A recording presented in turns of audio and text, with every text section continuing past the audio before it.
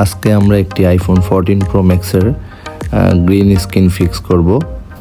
তো আপনারা দেখেন কিভাবে আমরা কাজটি করি। মূলত এই সমস্যাগুলো আইফোন 13 সিরিজ, 14 সিরিজ এবং 15 সিরিজেও হয়ে থাকে। তো এই কাজগুলো খুবই সাবধানে করতে হয়, টিন কেটে কাজ করতে হয় ডিসপ্লের রেবনের এই জায়গা দিয়ে। আর এটা কাজটা আরেকভাবেও করা যায়, সেটি হলো ডিসপ্লের চারপাশে যেই ফ্রেমটা থাকে, ফ্রেমটা খুলে তারপরে রিবনের এই জায়গা দিয়ে যে লাইনগুলোতে প্রবলেম হয়েছে ওই লাইনগুলো ফিক্স করে দেওয়া হয়। তো সেভাবে করতে গেলে রিস্ক থাকে, যেমন ডিসপ্লেটা একবারই ঠিক হয়, দ্বিতীয়বার যখন এই সমস্যা হবে আর কখনো ঠিক হবে না, কারণ ফ্রেম খুলে ফেলে ডিসপ্লে অনেক বেশি দুর্বল হয়ে যায়। তাই আমরা ওইভাবে কাজটা করি না, আমরা টিন কেটে তারপরে যেই লাইনটা প্রবলেম হয়েছে ওই লাইনটাকে আমরা ফিক্স করে দিই। আমার ডিসপ্লেগুলো আগের মতোই তখন চলতে থাকে এবং ভবিষ্যতে আবার সমস্যা হলে সেটাও ঠিক করা যায়। তো দেখেন এই কাজটি আজকে আমাদের কমপ্লিট হয়ে গেছে।